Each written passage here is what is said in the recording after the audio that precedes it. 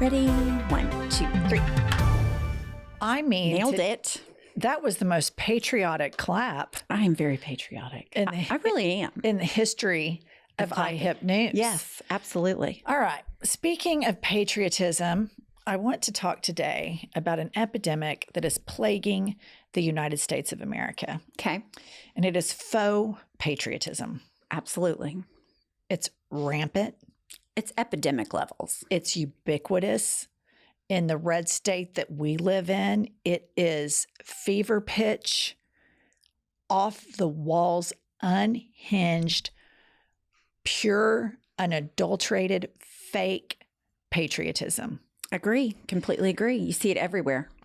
So the first thing I want to point out is I recently saw in the news, unfortunately, that at one of Trump's Ohio rallies, he started off the rally with the January 6th chorus. Yes.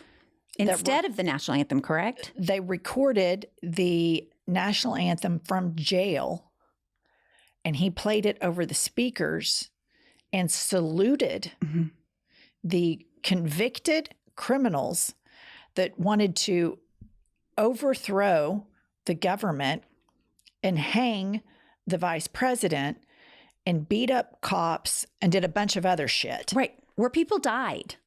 This is obviously the antithesis of patriotism and would be peak fascism. Absolutely. And it's amazing to me, you know, these are the people that call each other, hey, patriot, you know, on social media. Hey, patriots, listen. And it's amazing to me how they have gone from this party, the Republican Party, of, you know, we're fiscally conservative and we want a robust military, rule of law. Back the blue. Tough on crime. To now they just worship this mentally deranged man and call it patriotism. And bizarrely, millions of people go along with this gaslighting. Right. They worship him so much, it doesn't matter what they do. They saw him hug the American flag and were like, that's my guy. He's mine. And then you have all of these Republican politicians that have endorsed Donald Trump for president. As we know, Mitch McConnell on his way out the door, in which was probably the most puss move out of all puss moves ever, endorses Donald Trump on his way out the door, which is breathtaking at best. It's so offensive given his comments in the past, given what Trump has done and said about Mitch McConnell's wife, about Mitch McConnell himself. His level of pussydom is at a whole new low, which I didn't think was possible. Yeah. And there's a lot of these politicians are using Putin's talking points. Absolutely. And are praising Trump, who again is how many felony charges now? I know they kicked a few, but it's like 89, 88. I think now it's 88. They dismissed. Pending felony indictments, 88. Yes. And I think 4 of those are pertaining to the January 6th insurrection, which is the opposite of patriotism.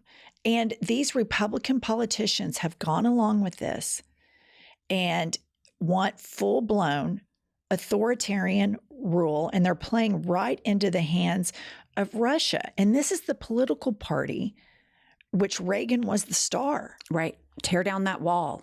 And it's unbelievable that so many people go along with this, and you have varying degrees of people that go along with this. You have I'm just going to say what it is. You have the mentally unstable cult members. Right. And that's what they are. And then you segue over to people that have probably been indoctrinated their whole lives that you have to be Republican. Republicans, we value capitalism. We don't want to pay taxes. White people get the most rights. racism, it's over with. It's a done deal. Right.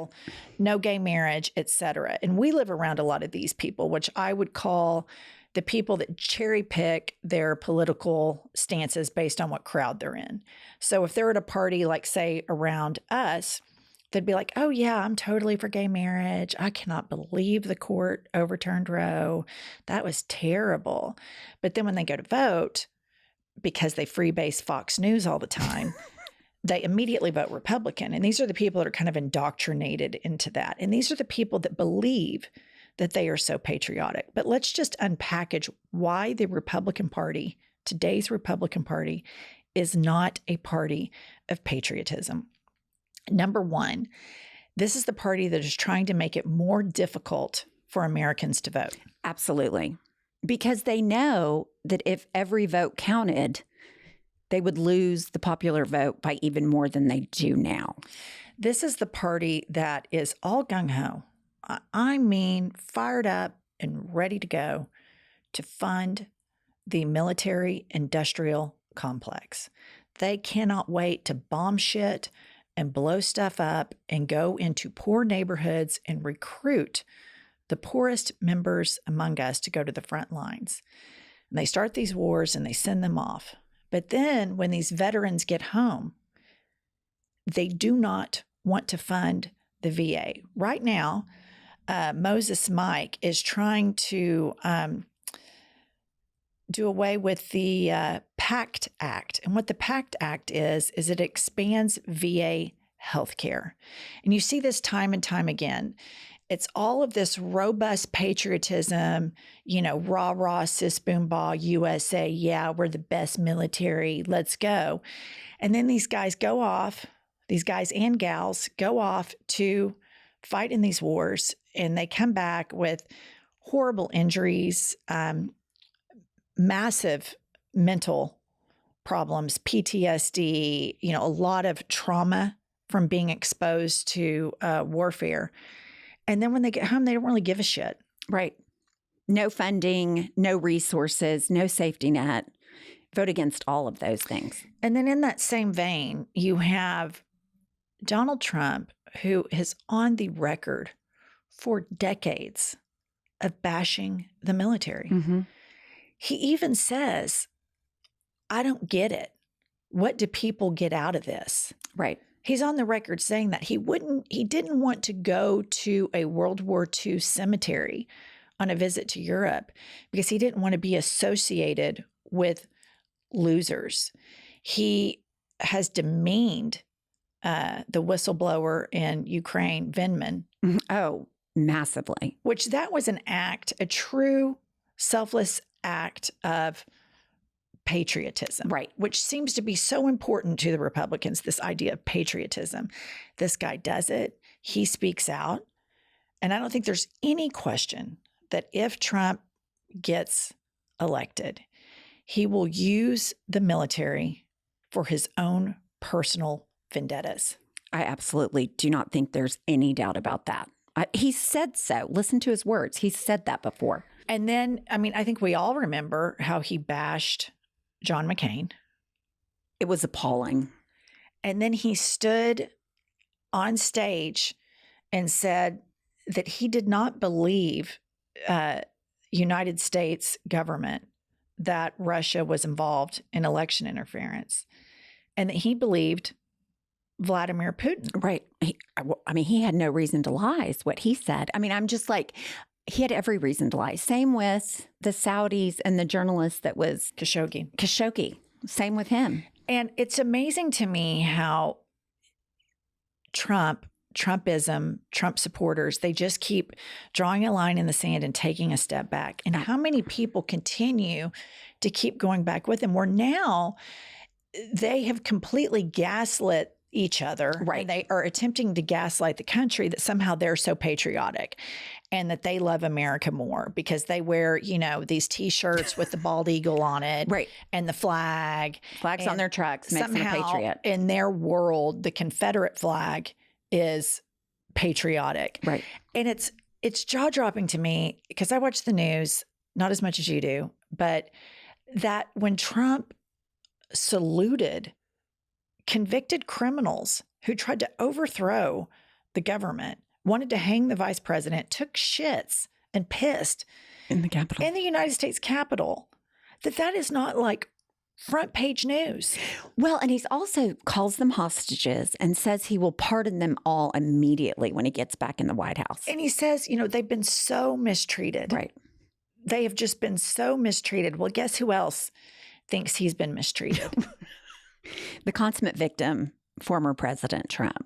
And I think that there is this sense overall, and this is why Trump got elected in the first place, is that Americans are so ethnocentric. We have been taught to believe our entire lives this is the best country in the world. We believe in the rule of law, et cetera, et cetera. We never think that this can happen to us. Right.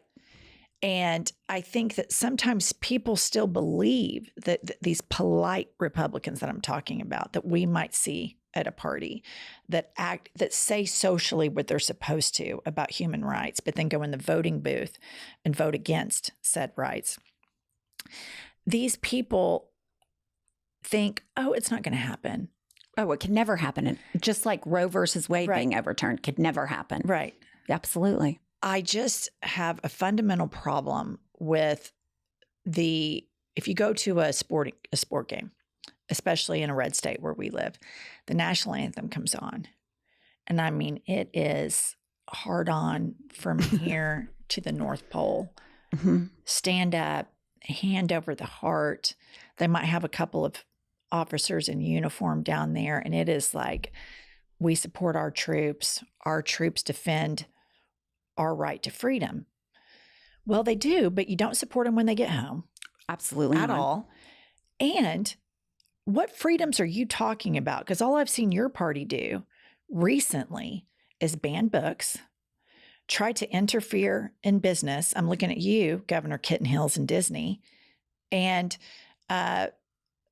Clarence Thomas has gone on the permanent record that he thinks they need to take up the gay marriage issue and bizarrely interracial marriages. Right.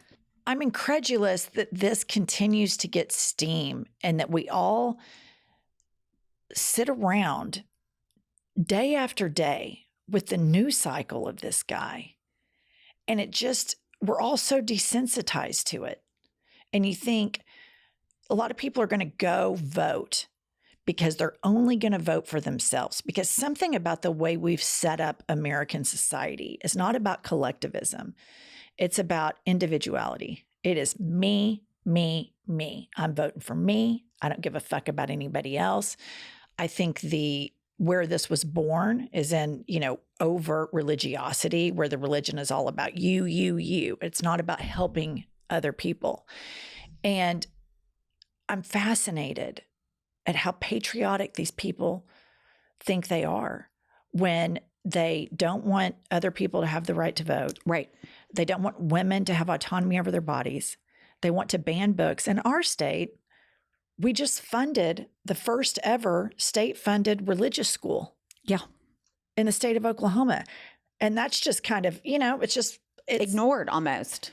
And I think we're living in real time in the decline of the American empire. And if people like you or me are political and they listen to our podcast, they think they have the right to tell us, I wish you girls wouldn't talk about politics. Or I'd like your podcast so much more if you didn't talk about politics.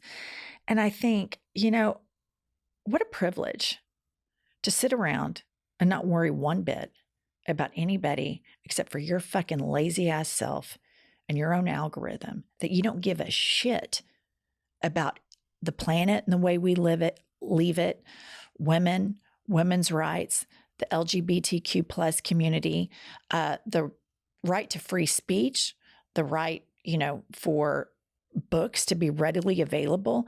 And I also just think, and I've said this before and I'm going to say it again, have they not heard of the internet and all of these kids have probably porn on their phones?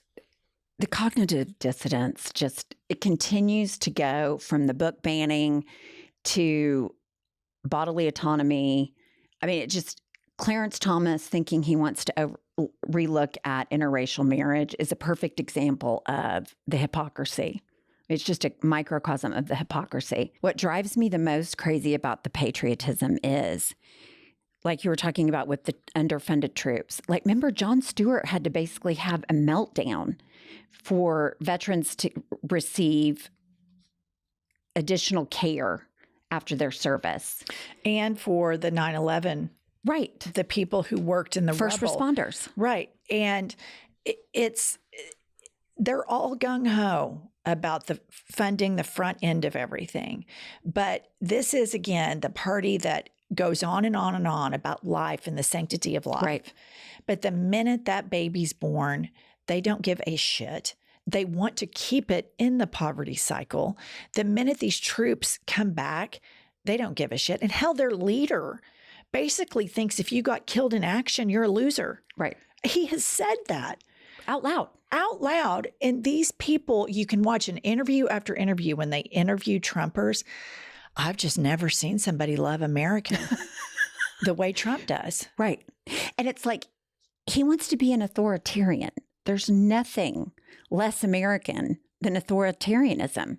And here's the thing. All of the generals and all of the people who have been in meetings with him, with the exception of that nut, Michael Flynn, who I believe is a convicted felon. Am I right? Yes, he was pardoned. All of those people say he is a complete, clear and present threat and a danger to democracy. And these people, they think because all this man done is walk on the stage and hug an American flag and talk about all the shit and the grievances that they have. Right. And these people are on a steady diet of Facebook and Fox News, and they think this guy is the second coming of Jesus Christ. Absolutely. And their religious leaders fly down there and pray over him and act like he is.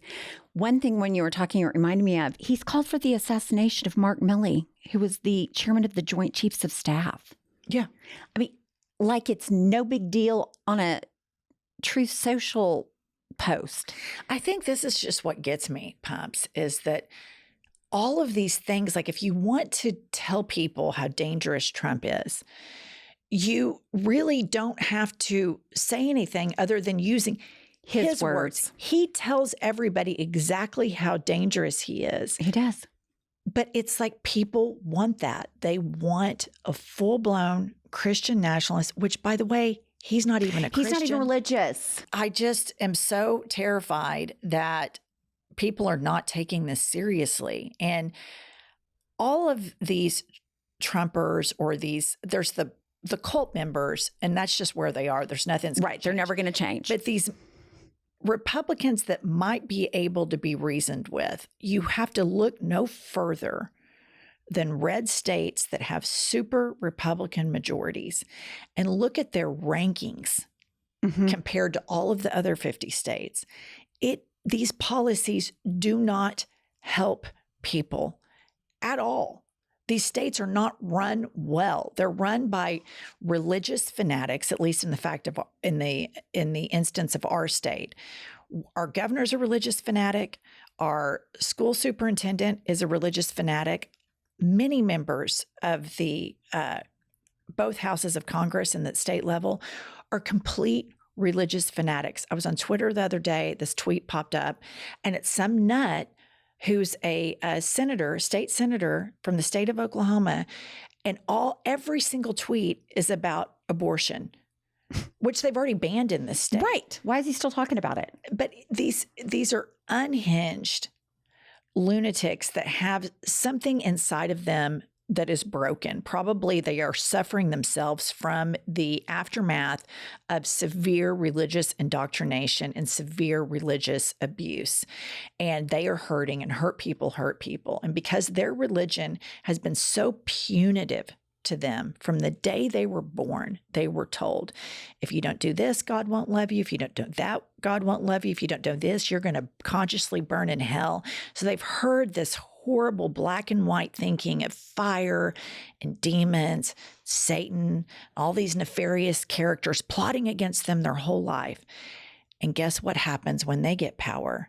They do exactly what they were taught to do in religion, which is judge people, regulate people, race bait people, fear bait people. And they have found their, what do they call him? The imperfect vessel. They definitely found him. It's jaw-dropping. It is jaw-dropping that I'm incredulous each day when I turn on the news about how little they're freaking out over it. How comfortable they have become with it. And all the enablers in Congress are every bit as culpable as Trump, if not more so. I mean, he's a nut.